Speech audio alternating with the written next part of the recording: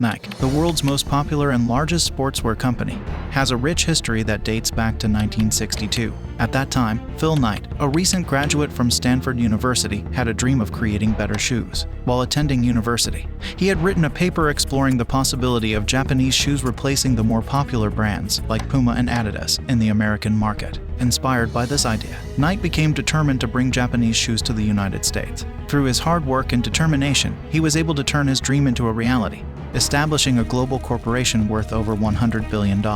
Phil Knight had a dream to bring high-quality Japanese shoes to the United States. Despite having no experience in importing or negotiating with foreign companies, he took a chance and traveled to Japan in search of a potential partner. He stumbled upon the shoe store of Onitsuka Tiger and, presenting himself as an American shoe distributor, successfully negotiated to become the exclusive distributor for Onitsuka Tiger in the US. Knight received his first shipment of 12 pairs of Tiger shoes in 1963 and started selling them out of the back of his car. Realizing the need for a more scalable strategy, he partnered with his former coach at the University of Oregon, Bill Bowerman, and together they founded Blue Ribbon Sports in January 1964. With an initial investment of $500 each, they ordered 300 pairs of shoes at $3.33 a pair and sold them all by July of that year. In their first year, BRS generated $8,000 in revenue, which allowed Knight to hire salesmen and expand the company. By 1965, their revenue had increased to $20,000 and they opened their first store in Santa Monica. While Knight handled the business side of the operation, the actual innovation was coming from Bowerman.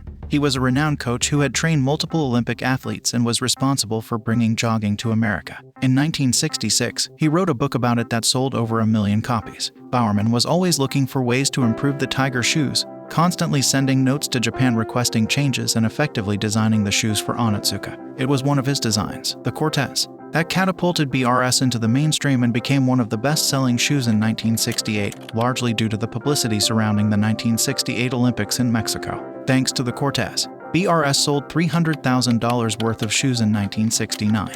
However, the company faced challenges in meeting the high demand for the Cortez, as their contract with Onitsuka Tiger only allowed for a limited supply. Every new shipment they received sold out faster than the previous one, but Onitsuka kept sending them at the same slow pace, prioritizing their local demand in Japan before sending any excess to America. In order to expand, BRS needed to evolve beyond being just a distributor and take control of production. They realized that they held all the cards, as the Cortez was Bowerman's design, and as soon as their contract with Onitsuka expired, they would be free to start making it themselves. Luckily for them, their contract would end in 1972, just before the Olympics in Munich, giving Knight plenty of time to prepare for this transition.